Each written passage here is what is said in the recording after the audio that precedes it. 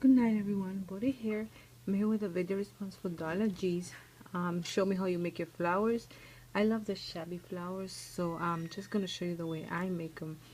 And I already have what I call the petals. The shabbier the better for me anyway.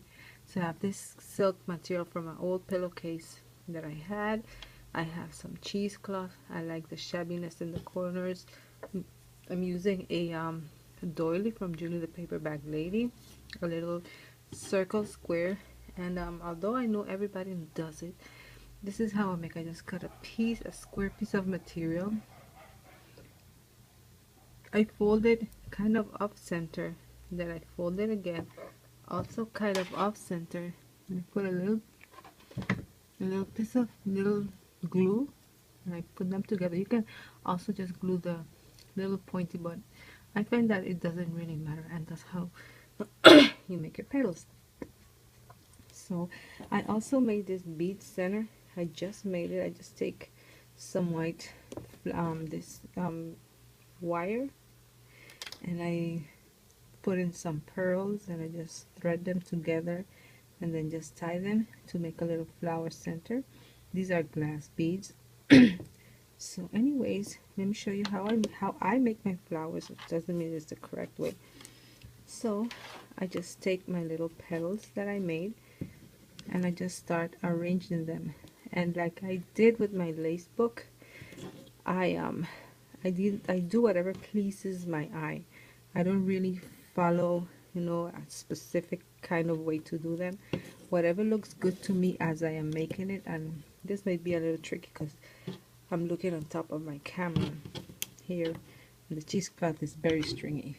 So I'm gonna keep going until I feel that it has enough petals. I always make more than what I think I'm gonna need.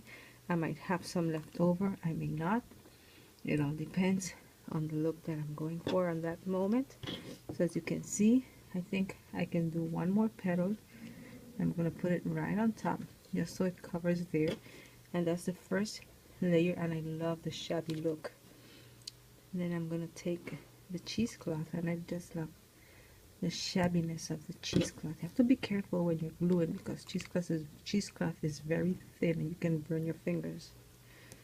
For the cheesecloth I only do 4. I just want that little shabbiness in the center. I've been known to make them with just the cheesecloth also. So like I said, is whatever is pleasing to your eye. I'm not even sure if I'm on camera.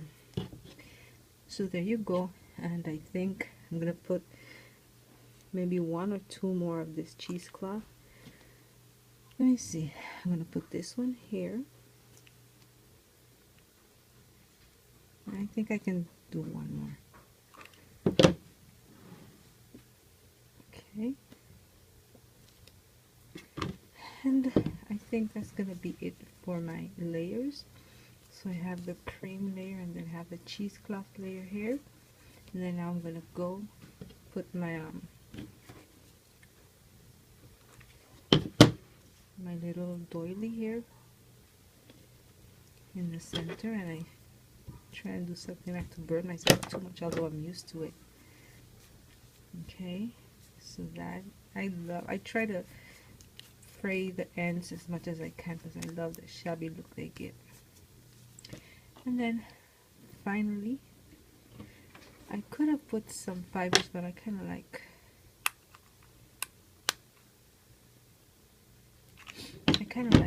the just that shabbiness. So there is this flower center that I did, and I'm gonna go ahead and shabby it up a little bit. It's like I said, it's whatever is pleasing to your eye.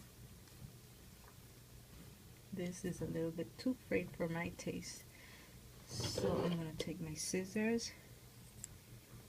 Of course, it's better if you have scissors that work.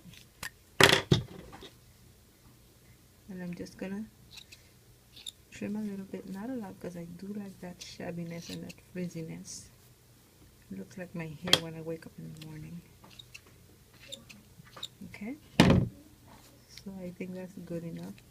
And of course, with more time and without looking through a camera, your flowers would look much better. But Darla, this is mostly how I make my flowers. dimensional, they're shabby, they have layers, and I love how that center that I did. It took me 2 seconds to make this center. So flowers are very easy to make and you can use them all in your projects. So anyway, that is my shabby chic flower and how I made it, Darla. I hope you like it, and you all comment, subscribe if you wish. Have a good night. Bye.